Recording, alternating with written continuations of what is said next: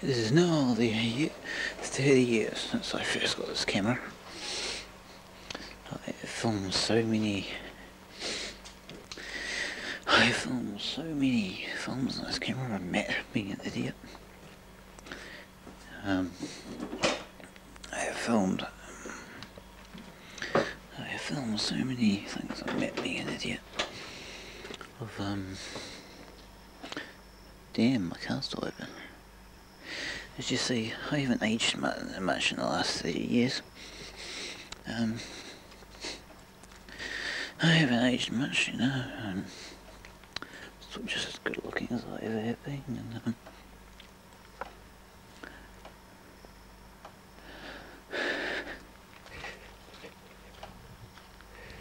yes. So I haven't aged much.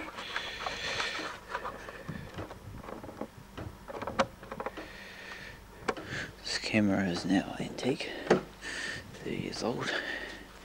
Wish hasn't aged much either. Have you? There we go.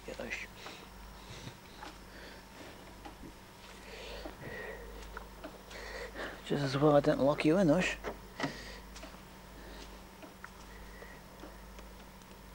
Just as well I didn't slam the boot down while you in there. Or you've been locked in there. You fraud. You fine little pant.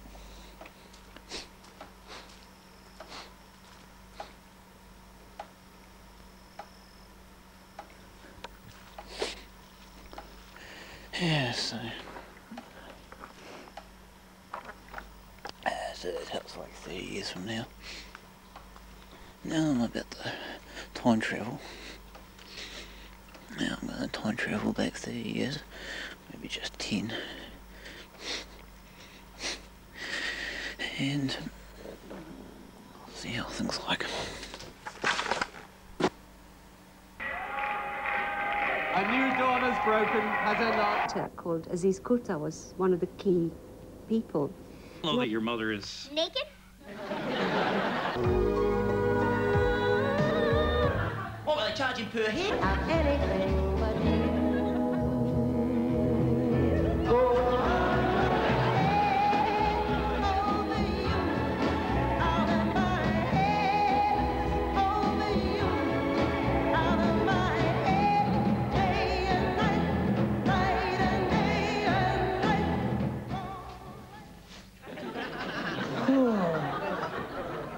That was really weird. I don't even know that song.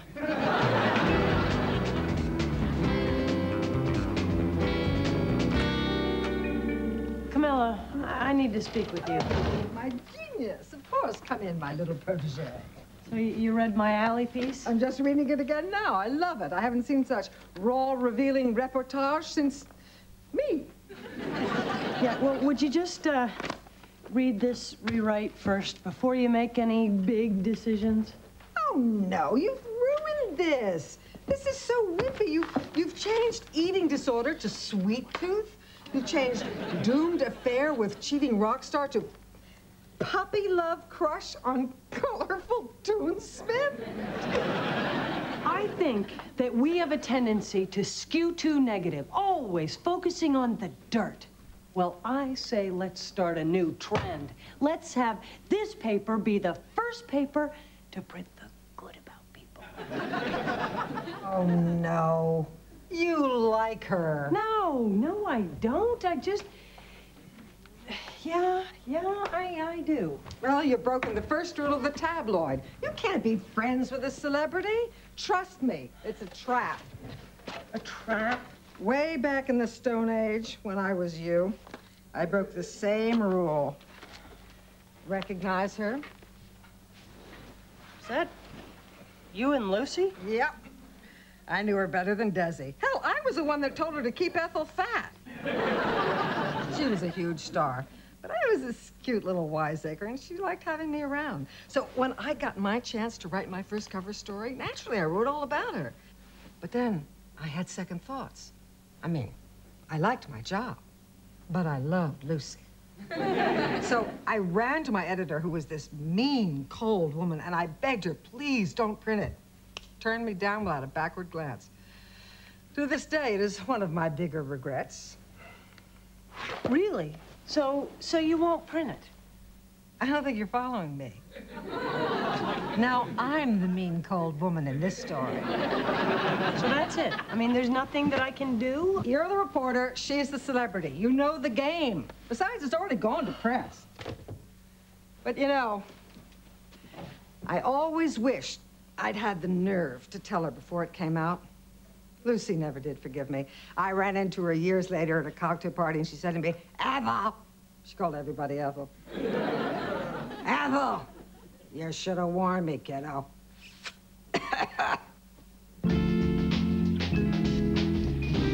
Okay, it's just a run, run, run, hit the wall.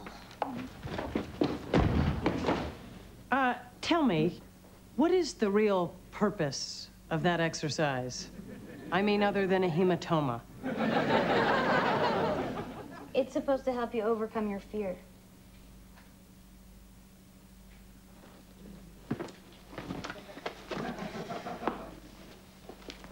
You know what? I don't need this wall. I am a tabloid journalist. Everything you told me in the last 48 hours is in this article, and it's not written in a real flattering way because I wrote it when I was a little mad at you, and then I went and I tried to take it back, but it had already gone to the presses, and it hits the stands tomorrow. There, I said it. Oh, my God. Allie, look, I tried. I can't believe this. I'm sorry. I look amazing!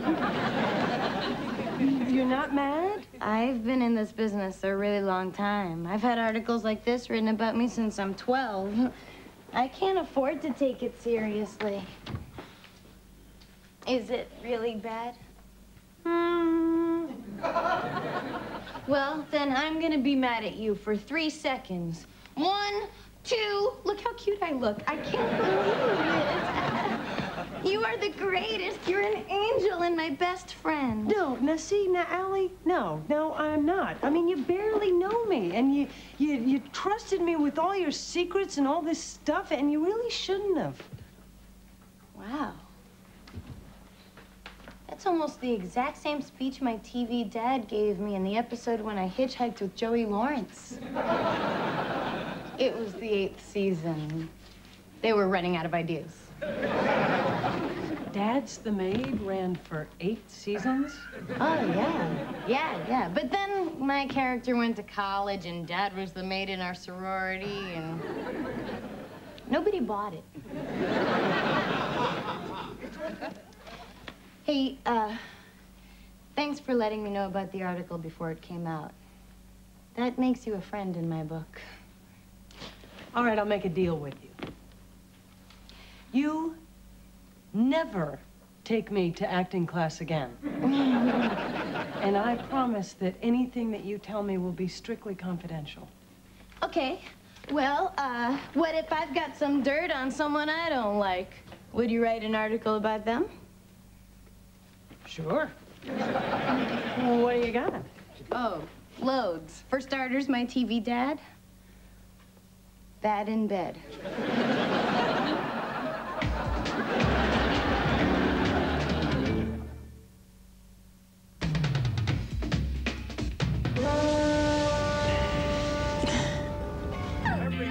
Everybody, sing.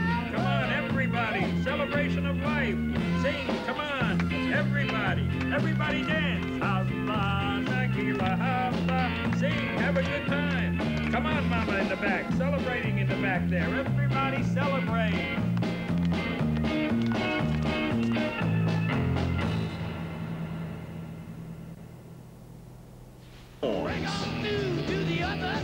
Neil Young, Bob Dylan, Prince.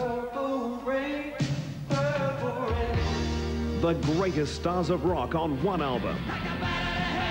Get the all-time greatest rock songs on double CD and cassette. Save in Spotlight. Man alive. Looks like a love story. First up, Meredith Vieira began her career as a respected news anchor, delivering the evening's headlines in a no-nonsense vocal modulation that would have made Edward R. Murrow proud. Now, of course, she's known for her scandalous escapades on The View. How frightening are her misadventures? So frightening, Fox is interested in a reality-based special. Oh, yeah. They're mad about Mayor. And I understand that your co-executive producer, the Viewmaster, has come up with an idea for this show to sort of spice it up, a little reality-based programming. Yeah, and... What's that? Well, can we show a little bit of it? Real. We're going to get real. We're going to get real? We're going to get real. Excuse me, do I still get to wear a wig? Well, we're going to test it. Let's test it on this audience, see what you think of this. This would be for the Sweeps month, right? This would happen in May. Can we show this?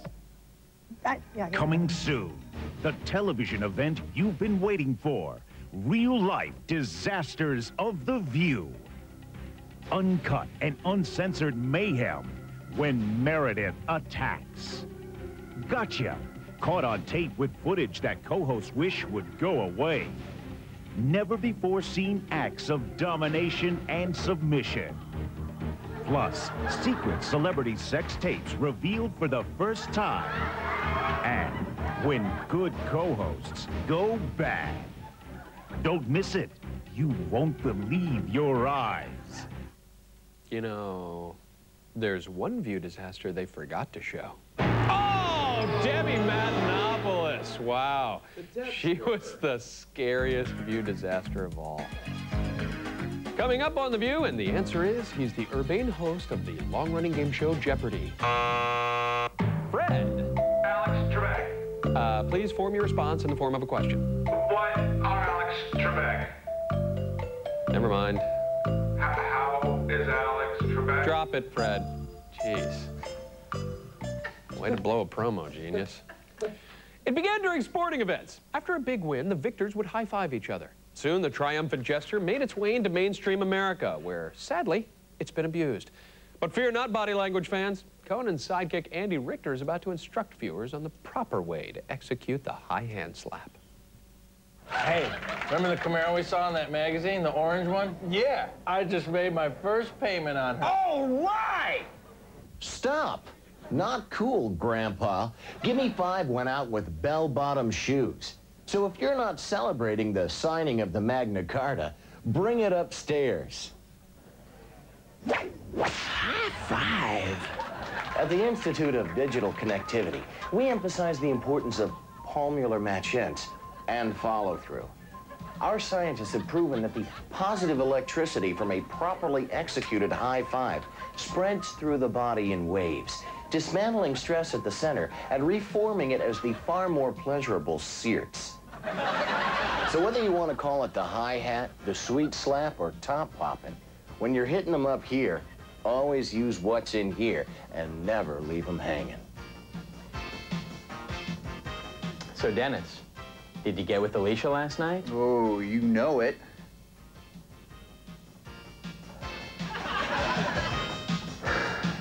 High five. Can't get enough of that sound effect. High five. Coming up on Conan, it's classy actor Michael Caine. Watch the fun when he and Kono trade tall tales about the business we call show. Also, Andy Richter will transplant his heart into a baboon. 3rd time this year, Tom. He's a very caring man. So you're born with 2 vaginas. That could be a good thing or a bad thing. Depends on your perspective. I mean, you could double your pleasure, double your fun. Or wallow in self-pity because you're a genetic freak. It's up to you. At least that's the advice given in this Loveline clip. Here's the gang responding to a woman who claims to have 2 genital openings. As if. I'm telling you, a good friend of mine, chick, has, it's actually 2 chicks with just 4 appendages, you know. She has 2, 2 openings. Yeah. And she, I've never, you know, been with her that way, but can she have sex one of my roommates, yes, she can. My old roommate Ralph, went out with her for a while, and when one got tired, they go in the other one. Yeah, that's like you signal to the bench. Stay! Calling in the backup. Yeah. First one went down with like a hamstring pull, and the second one's coming off the bench. Got to get in there. Oh my God. Isn't that great? Do you get 2 periods? If you have 2 uteruses, I suppose you could, but it probably would be simultaneous, though. I mean, Again, I've not dealt with one of these clinically, so I can't talk too much about it. Ask her if she has 2 periods. All right, I'm going to do that. Okay. I didn't want to get too closer because, as you know, I have half a penis, and I thought 2 vaginas, half a penis. I don't need that kind of math equation. Got a little update on that story for you.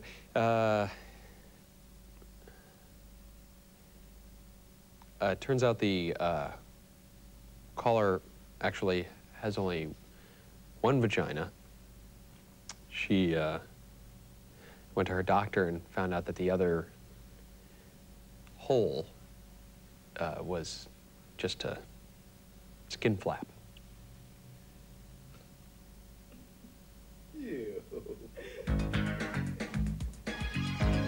High five! Coming up on Loveline, Shaquille O'Neal, the Lakers' big body in the middle fields sexual-related questions from America's callow youth. And I can't imagine a better man for the job than an NBA athlete who's 7'1".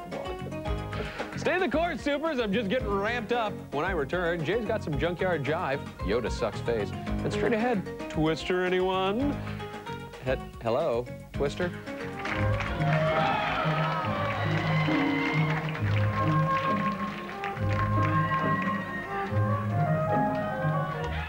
These men do what real men do. Can't wait to meet them. From any angle, they look tough, sporty, rugged, and the women find them irresistible.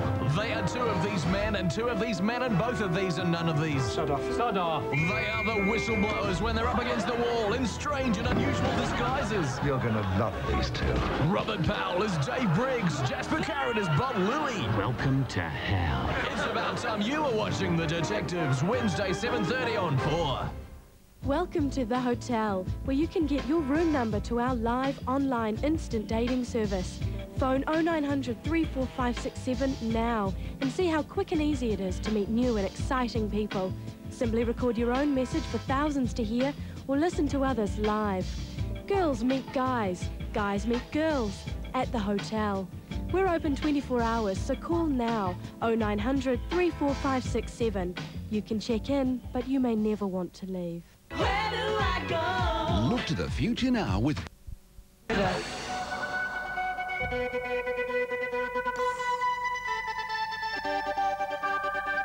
Here's Mr. Gay, New Zealand.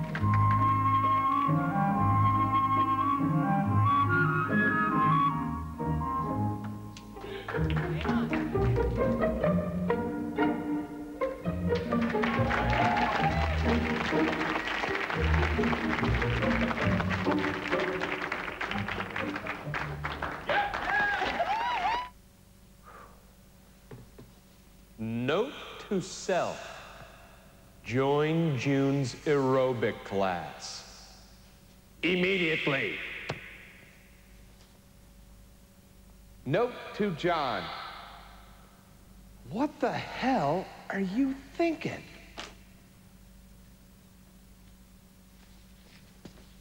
Note to self, disregard previous note to self. Examine life choice. Okay, coming up, Roseanne Makes Nice with actor Joe Pantoliano. He's currently lighting up the screen in The Matrix. Years ago, Jopo was accidentally nudged from an airplane and plunged 35,000 feet, but his fall was broken by a damp cloth. Lucky day. Yeah, you can't make that stuff up, Tom. Imagine putting on a sport coat and getting a whiff of fresh pine. That's the idea behind a new line of scented suits created in Korea, the land for fruity smells. For more on this florid form of fashion, here's Fox and Friends correspondent Edie Dunhohe. This catches on. Hey, we could get Italian suits that smell like lasagna. I knew that wouldn't work. And they say that clothes make the man. We noticed that with John. But now, apparently, clothes can make you smell good, too. South Korean designers have started creating men's suits that give off scents like lavender and peppermint. The sweet-smelling suits are made by mixing microcapsules into the fabrics, which pop when the wearer touches them. The makers say the smell lasts for about 3 years or 15 to 20 dry cleanings. Well, that is something. Oh, sure, they sound neat, but you got to be very careful where you wear those scented suits. Really? Yeah, really. For example, you should never wear the marijuana-scented suit to the airport. Security can get very testy. Never wear the raw meat blazer around the zoo for obvious reasons. Probably not a good idea to wear the Jack Daniels scented suit to an AA meeting. Really? Yeah, that makes the alkies go nuts, Tom. And finally, the old man in the toilet suit you shouldn't wear anywhere, really. That one's, I don't think ever appropriate. Really? Not in my book. Coming up on Fox and Friends, actor Stephen Baldwin. The lesser Baldwin is flacking his new flick, Friends and Lovers, which opens April 16th in America. You international viewers can damn well come over here to see it. Yeah. Hey, let's take a break and watch our very exciting halftime show. Today's special theme, commercials. Ah, don't give me that face. You know you'll love them. Coming up, a Toolbox Symphony. But first, Yoda gets a soul kiss. Oh. Them men. Let's get a kebab and go to a disco! Lovable. Sometimes I think I'd be better off having an affair with a woman. Don't hesitate if you want to invite me in an observing capacity. Affectionate. What's she got that I haven't? Well, she folds up into a nice handy size and sits quietly in the drawer. Romantic. And always up for some double top bizzo. It's Men Behaving Badly. Red Comedy Wednesday, 8:05 on TV4. Bob Marley chant down Babylon. The struggle continues. Bob Marley duets with today's hottest artists. Featuring Erykah Badu, Steven Tyler, and Joe Perry. But we be jamming. Lauryn Hill. Busta Rhymes. Bob Marley, Chant Down Babylon, the new album. Inspiration for today's generation. Come on, callers, join the party. Oh, 980 1080. Come on, callers, join the party. Oh, 980 1080. Come on, callers, join the party. Oh, 980 1080. Come on, callers, join the party. Oh, 980 1080. Oh, 980 1080.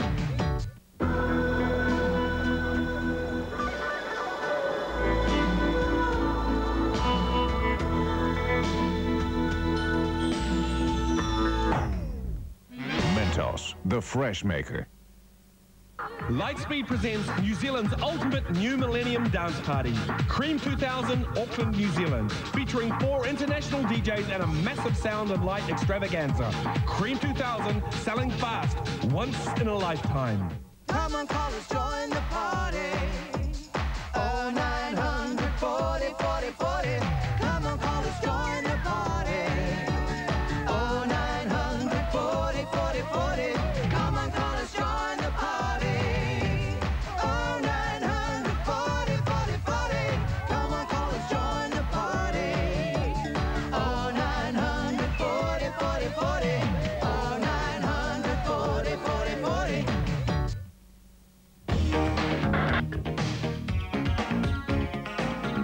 We're back. I'm John Henson. What's your excuse? We're 6 weeks away from the Star Wars prequel, and already the sci-fi nerds are lining up at the theaters, Tommy. Camping out weeks in advance. It's kind of sad, really. But if you think only freaky kids are getting into it, guess again, mon frere. Even celebrities are frothing at the mouth. And go ahead and add Ahmet Zappa to that list of lunatics in love with George Lucas. Apparently, he was supposed to appear on The Conan Show with his brother Dweezil to promote their USA variety show, Happy Hour. But Ahmet couldn't contain his yearning for Yoda. He works with the Force. Yeah, He's going to teach Obi-Wan Kenobi the moves. Ahmet, Yoda's just a puppet, this weird little puppet. What the hell is wrong with sad, you? weird puppet. That's all it is. Are you high? Yoda is not a puppet. He's real. No. No. Yoda is real. Yoda is real. Yoda!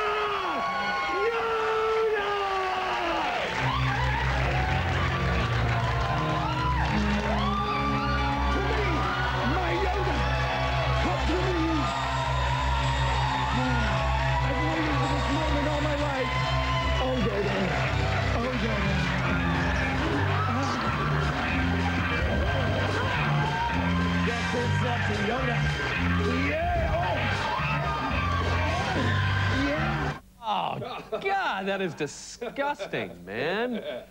Kissing that misshapen little creature like that, stroking his wrinkled little face and smelling his hot breath on the nape of your neck and feeling the pulsing of his little... Yeah, what?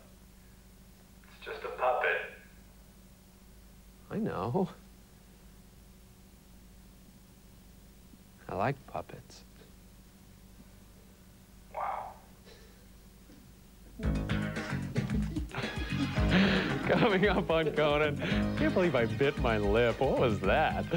Vander Holyfield trades quicks and cracks, whatever, man. He's joking around with a Carrot Top joke slinger. Tom, did you know Evander has a 64,000 square foot house? I did not know that. Yeah, man, I'm not saying it's a big house, but in 1997, his daughter disappeared on a routine flight to the bathroom. Wow. Hasn't been seen since. Okay, Mr. Peabody, turn the Wayback Machine to 1971, damn it.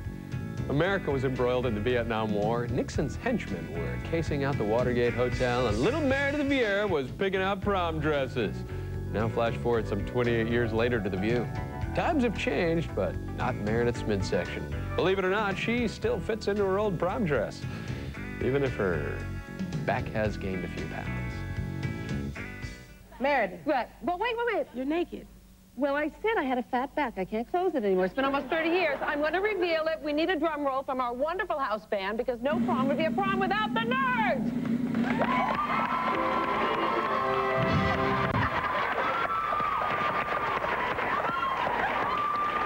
Okay, this dress is so old I actually wore underwear back those days. I did wear a bra. Sweetheart, you can zip me up? You know what? You just really like to have fun with people. No, I can't. Okay, listen here. No, because the fat's now going there. Do you need help? Do you guys need help? You know over there? what? Let me help you. Hold on. I feel like that scene from Gone with the Wind, but I got on too many dimes. How many does it take to zip the dress? All right, Look at this. there you go. I think we need... I got you. She's in it. I have to tell you, you said it looks like a Mexican wedding dress? Yeah. I think my mother wore that exact dress for her second wedding. Well, you know... her second one. I actually thought that I would eventually get married in this, but I didn't. I got married like in a ballerina outfit. My taste is consistent. Bad, no matter what. Later, Meredith's cup runneth over.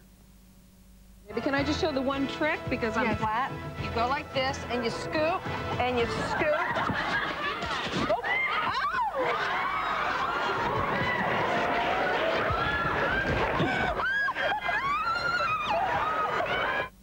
I don't know what the big deal's about. That's not the first time they've shown a boob on The View. Oh, wow, Debbie Matenopoulos. She's a double D-size boob. Whoa, that's a big one. That's huge, Tom. Parade float size. Coming up on The View, the chicks who chat chill out with Titanic star Kate Winslet. Katie Koo is recently wed and all excited about her latest project. Apparently, she's going to bungee jump from the Leaning Tower of Pisa. Kid you not. Except about the bungee part. Deep in the heart of North Carolina live the inhabitants of a small town named Booger Mountain. Now, as you might expect, the residents get a lot of razzing, even though the name most likely came from a time when booger meant ghosts and not semi-solid mucus. In this Daily Show clip, we'll meet Eleanor Beasley, the leader of a movement to change the name, and a resident named James Wilson, who kind of likes the mountains moniker. James Wilson has lived at the bottom of Booger Mountain most of his life and sees no reason to change its name. Well, just leave it alone. Everybody know where it is. If it ain't broke, don't fix it. You can't fix it if it's not broken. That's a good point. But Eleanor thinks it is broken. In a perfect world, what would Booger Mountain be called? I think Eagles Mountain would be a good name for it. What if it were Booger Hills? No way. Snot Hills? No way. Mucus Meadows? No. The government's position on this issue is crystal clear. Are you pro-Booger or anti-Booger? You're certainly not anti-Booger. No, I'm not. I am gonna, I think... For now, the name will stick. It seems unfair that people would judge it based on a word like booger. After all, the mountain nor your home is made of boogers. Right. Mm-hmm. They're not, right? Right. I agree with you. Yeah, it's not. Coming up on The Daily Show, Jon Stewart pokes his nose where it shouldn't go. I'm talking an undercover investigation, people. I'd love to tell you more, but we're being watched. Don't ask by whom, just keep walking. Hold the fort, freaks. I'm off to make some... Holy crap! I'm off to make some crop circles just over that hill, our final clip. It concerns a one-man junk band. Here's a sample tune.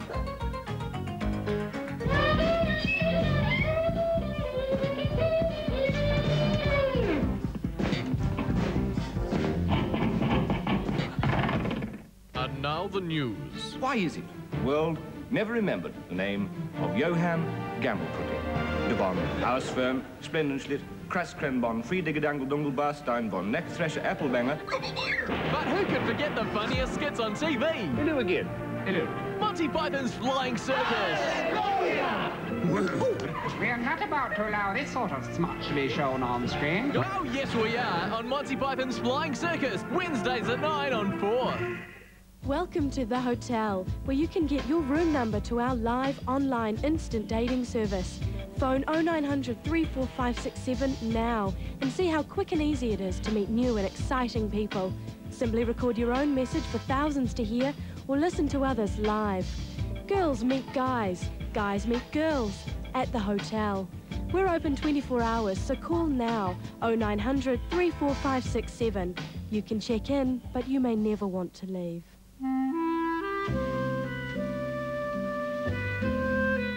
Now departing for exotic ports of call.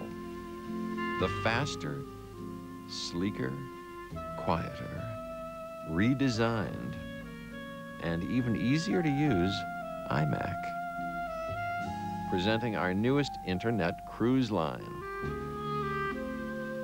Bon voyage.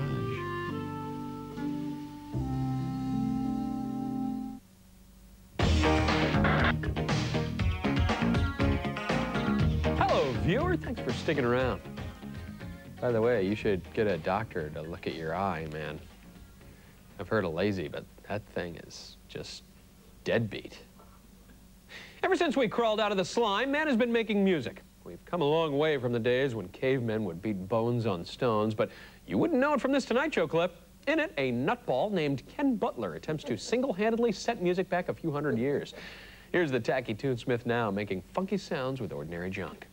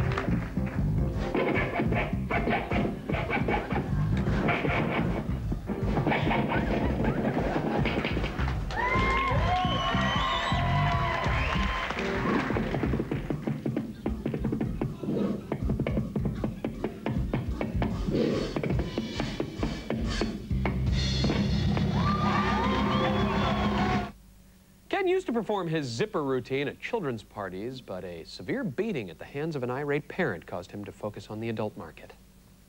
Well, folks, it's time for me to take off. Uh-oh. Either the show is over or the Queen Mary took a wrong turn somewhere. Just to play it safe, I'm going to get the hell out of here. Whatever it is, it's coming this way. Run for your lives, people! But me first. Later.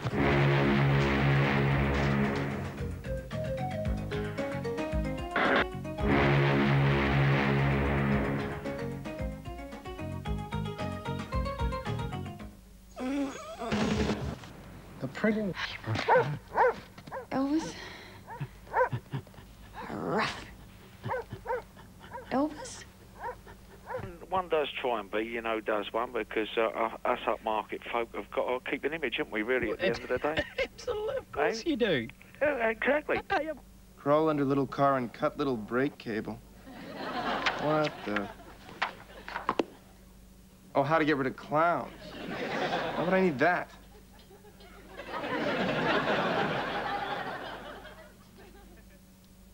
Maybe I'll keep it. Jeannie, get out here. I'm sorry. All requests must be phrased in the form of a wish. Oh, you want me to come out, you mean? Where did all these other me's come from? Fun Jillian. Well, she had me up all night pulling out every part of you. You are one complex dame. Look, just put me back together again. I have to get to work and get my job back. Oh, you don't have to worry about that. Why not? Well, good news is you left for work an hour ago. And the bad news? You also left for work half hour ago, 8 minutes ago, and look, here you go again. Hi. Bye. Oh, hi. Hi. Uh-oh. They multiplied. Which one's our real mom? I thought it would be fun to see which part of you makes the best Jillian. Don't listen to her. It's obviously me. Come on, kids. You can tell who your real mom is, can't you? Could be any one of us. Well, except for Nutty Jillian. Can you pick out Nutty Jillian?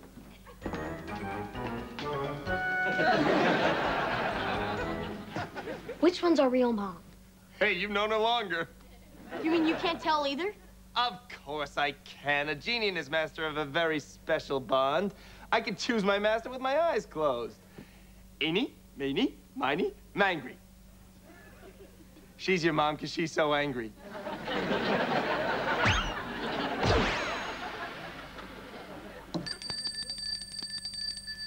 He's not here, but he told me to tell you, open the cage. Why are you talking so softly? I'll tell you when you open the cage. I'm not gonna fly away. You think I'm gonna fly away? Not gonna fly away. Just open the cage. Open the cage, open the door. I'll need cash. I'll need a place to live.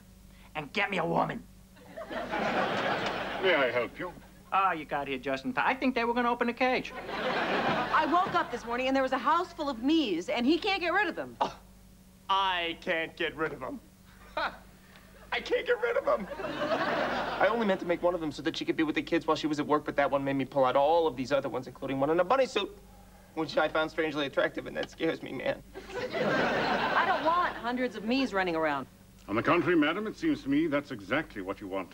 Well, then I did good. No, silly genie. You did bad. Oh, that's the last thing he said to me before he put me in a cage. Open the cage. What do you mean that's what I want? I mean those parts of you could not possibly have got out unless on some level you wanted them to get out. But I didn't let them out. That fun part of me let them out. You seem to be in conflict with the fun part of yourself. You must confront this rebellious aspect to determine which of you shall reign supreme. Woo! What exactly do I have to do? You must find the reasons for this internal conflict and resolve it in the age-old genie way. In a head-to-head, winner-take-all battle for the ultimate domination of your soul. No. No, Mustafa, you cannot possibly... There is no other way. Madam, you must compete in a game show.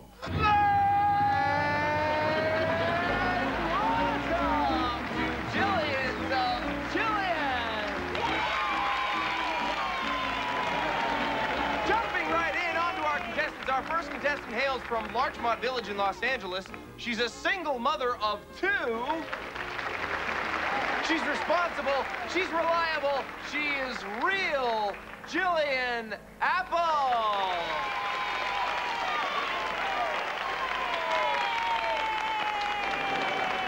And now our challenger. She hails from Larchmont Village in Los Angeles. She's a single mother of 2. She's frolicky. She's fun. Jillian Apple.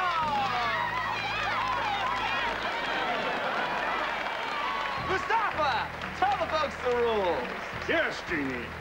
Our 2 Jillians will be asked a series of questions. The correct answer will be judged by our impartial studio audience.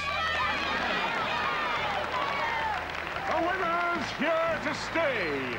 The loser fades away. What? And now, back to our host, Jeannie. Thank you, Don Staffa. All right, our first question. You get a day off from work. Do you spend this day, A, cleaning the house, or B, rollerblading with your kids on Venice Beach? Fun, Jillian. Your answer.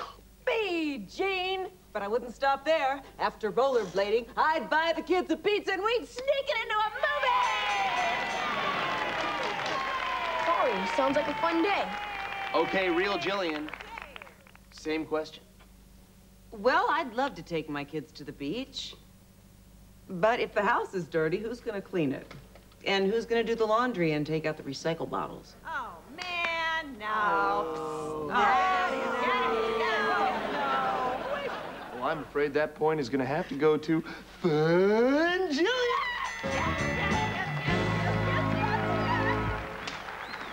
Stop it, we're feigning Mom. Question 2. Well, you just got your paycheck. Ka-ching! Do you spend it on A, the mortgage, or B, buy cool stuff? Although I would love to be able to spend all of my money on cool stuff, my first priority is to provide for my children. It's up to me to do that now. And if I don't do it, will you? B, buy cool stuff!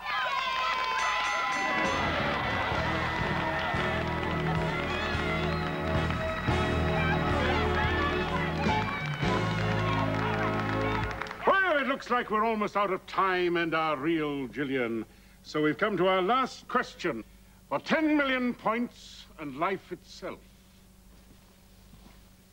I don't mean to be a brain or anything, but you're not doing too well here. Now, you know what the audience wants to hear. Why don't you just say what you know is gonna win? What kind of mother would I be if I did that? The kind they could see. Okay, our last, final question of the evening. If you had work to do at the office and chores to do at home, but you also had 3 tickets to the Laker game, what are you gonna do? That's a slam dunk, Gene. I'm going to the game! Okay, real Jillian. I'll need your answer, but I'd like you to take your time and answer carefully, because you really, really want to be the one who comes back next week. Well, I think my kids know what we should do.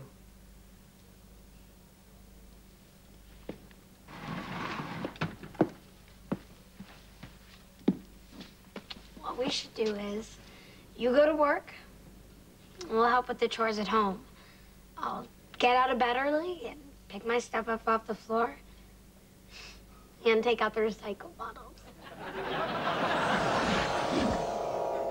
And I'll check my underwear drawer and hang up all my clothes, and that way we can go to the game together.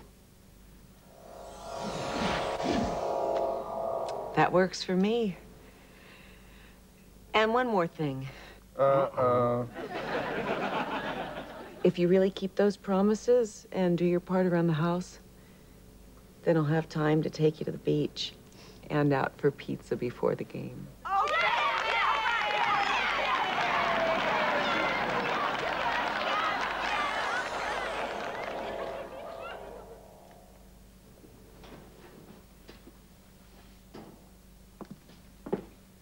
Good answer.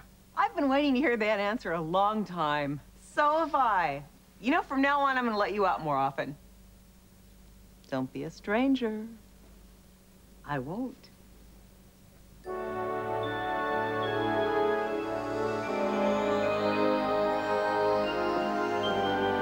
Where'd all the other yous go, Mom? They're all right in here. And they're all telling me that it's not enough just to provide for you if I don't provide you with every part of me.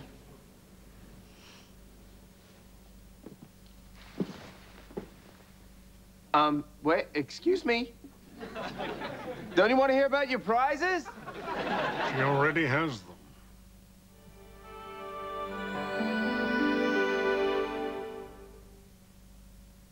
Singing in the bathtub.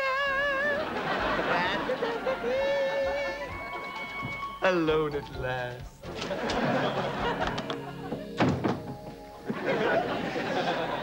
Welcome home. You're not Ken. There's a new doll in town, baby. And it's sparkling clean.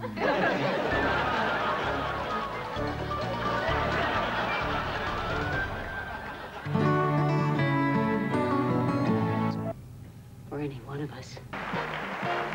That's it. I'm buying some roller skates.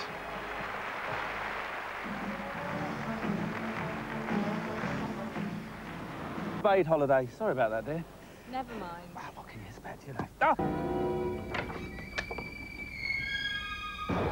To approach the job with a full arsenal of fear, paranoia, and armed bodyguards.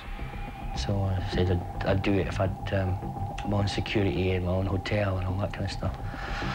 So I had my own security and they had their own security, and after the gig things would be so emotionally kind of like hot. It was like we just wanted to beat each other all the time on that tour. Less than a week into the tour, the tension exploded on stage in Osaka when Les pushed his way into someone else's spotlight. So instead of waiting for the light to come to me, I went to the light, which was either on Eric or Woody or Alan. And they didn't like me getting so close to them, so one or two of them lost it. I mean, there was a massive fight on stage in Japan. I mean, it was horrendous. Tempers just got frayed, you know. It was building, you know, it was really simmering, and it was just boiling, it got to boiling point and just boiled over. After the disaster in Japan, the Rollers returned home to Britain to more bad news. Each member discovered that just like Les, the money they believed would be waiting for them was nowhere to be found. It's millions. It's millions of dollars that have just gone down the Swanee somewhere. The Rollers estimate they've sold in the neighborhood of 120 million singles and albums worldwide, a figure that puts them among the top-selling artists in the world. The numbers are difficult to verify, but whatever the actual totals, the Rollers say somebody owes them millions of dollars. The merchandising was unbelievable. I mean, there was more. I mean, the things that T-shirts, pillowcases, watches, shoes, well, everything, you know.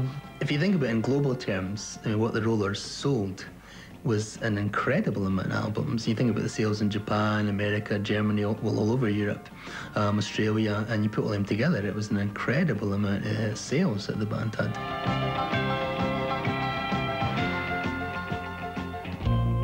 The Rollers believe the investments and plans that were supposed to protect their money from taxes instead kept it out of reach. And the accountants who set it up, they say, were of little help sorting it out. Manager Tam Payton says he was as mystified by the financial mess as the band, and nearly as broke. I had no financial education at all. And I just, that's where it all fell. I was led to believe that their money was being well looked after. Regardless, the Rollers fired Payton. To this day, they're divided over how much he's to blame for the financial fiasco. I stopped blaming Tam a long time ago. I think he was probably in the same boat as us. At the end of the day, I think he was just as naive as we were. You know, if he had said, look, I'm just a potato merchant, I'm just the same as you, and I haven't got a clue what to do with this money, then I could have looked back and said, oh, well, I'll tell you what, my brother's pretty smart. Maybe he could help look after my money. But yeah, he's the man that says that we could trust him, he would do his best for us, and that we shouldn't worry type of thing. But he's made a mess of everybody's life in this band. After all the disappointments, the anger and accusations, Peyton says he's left feeling the years of hard work simply weren't worth it. They think I've got their money? Come for me, you know? Let them come for me. They know I don't have the money. I wish I had stayed with the family business. I could have been a very wealthy man today. My brother has a nice place down the south of Spain. The family company runs into millions, and I could have been part of that. But for the band, the question remained, where did the money go? So in 1979, the Rollers filed suit against one of their former accounting firms, Goldberg Ravden. But they say they lack sufficient funds to sustain a long and costly legal battle. We can afford to keep, and that's the sting. You've got an argument that you want to get in front of a judge and then take the decision whichever way it falls. Without a definitive ruling from the court, the band fears they may never get to the bottom of their financial problems. And so the questions still linger. What exactly went wrong, and who, if anyone, is to blame? I don't think we're vindictive or anything like that. We just want to sort out, you know, and to find out what happened, I think is the most important thing. Nowadays, I'm very, very happy, but I'd just like to get sorted out, the whole thing. I really would. Next, a sex scandal sends Tam Payton to prison. Supposedly, I was trying to subject them to pornographic movies, and I supplied them with stupefying alcohol with intent to pervert and corrupt. That was a charge. When Behind the Music continues. Microwave's back in Coming Home with Qantas next on 3. In the 70s, they sold millions of records and moved countless pieces of memorabilia. But by the early 80s, the Bay City Rollers realized their years of success had left them with little more than a pile of debts. Wonder why we ever had to say goodbye. For several years, Eric, Alan, Derek, and Woody kept the Rollers alive by touring together with a revolving cast of band members. The only place any of us could actually make any money was on the road. When roller rebel Les McEwen launched a rival group, the former bandmates wound up in court, battling over the use of the Roller name. Money they might have spent hunting down their missing fortune was instead spent fighting each other. While we were all kind of split up, let's say the enemy didn't have to deal with us because we weren't a consolidated unit and we didn't really have any power. While the Rollers were fighting each other in court, manager Tam Payton was having legal problems of his own. In 1982, he was arrested by Scottish authorities and charged with 10 counts of gross indecency with underage boys. When you say underage sex, people think you're talking about 12-year-olds and 13-year-olds and all that. It was the underage sex was actually under the age of 21. I went to jail for something that wouldn't be against the law today in this country. He pled guilty to the charges and served a year in jail. But Payton insists it was only to avoid further embarrassment. The reason I pled guilty was that utmost in my mind was to protect my family. Payton now lives a quiet life with his dogs in the outskirts of Edinburgh. He's given up on the music business and makes a comfortable living as a real estate developer. Founding member Derek Longmuir also left music. In the early 90s, he began a new career as a nurse. I didn't particularly like the scene, the people we met and the scenes we got into, and it was all very pretentious, and I was never really that comfortable with all that. So I just wanted to get away and just live quietly, and that's what I did. In 1996, the Rollers put aside their differences and difficulties to make a determined effort to recover some money. They hired Mark St. John, a music industry veteran who's made a career of helping bands recover lost fortunes. I'm the manager. St. John believes the Rollers have a legitimate claim to huge amounts of money. We're looking in the tens of millions, pounds or dollars, either way, and probably more because you're taking into account interest and you're taking into account merchandising and other things that it's impossible to quantify. St. John says unraveling the mysteries of a 20-year-old paper trail has proven extremely difficult. The money most likely filtered through a complex cast of characters, publishers, merchandisers, business managers, and record companies, with very little left over for the Rollers. The way it seems to work is that by the time it hits the band, you know, you turn the bucket upside down and there's 4 cents and a lot of fluff. They get nothing, you know, and are expected to be pleased and lucky to have that. Oh, yeah. With St. John now trying to find their money, the band is concentrating on looking ahead. In 1999, the classic Bay City Rollers lineup reunited and returned to the recording studio, and they still have fans anxiously awaiting the results. I do still like the old music, and I like to listen to it, but I think it's great that they're doing new things now. It's really nice to listen to. I love it. It's very exciting to hear new stuff from them. It really is. For most of the fans, the Rollers have long since lost their superhuman status. They're like old friends now, a touchstone to the past. When I look back on it, the things I remember most are waiting outside hotels with my friends, these Saturday night strategy meetings that we used to have. I mean, the Rollers were almost they were the catalyst, but me and my friends were the real stars. They are 5 men who have in common the most uncommon of experiences. They live the rock and roll dream. Together, they endured the trials of fame and fortune, disappointment and loss. This time around, they have no expectations of success and no fear of failure. They're just happy, they say, making music again.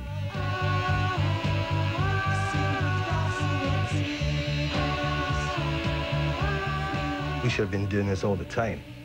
You know, it's like, why ain't we been doing this for the last 10 years? I think it'll be a nice album. Whatever happens with it, I don't know. But at least the songs, I think everybody will be quite proud of the songs and how it's going to sound. It'll sound good. Well, we'd like to have a concert situation where we have people to come and enjoy the music, you know, and have a laugh on stage as we used to do, you know.